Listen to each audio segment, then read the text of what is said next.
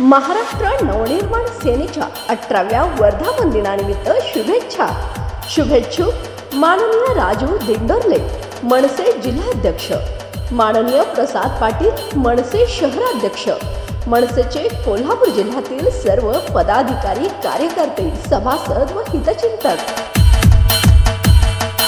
कोण उमेदवार द्यावा हा त्यांचा प्रश्न आहे. आता ही तर एकनाथ शिंदे साहेबांची जागा आहे. आता काय होणार आहे मला माहिती नाही.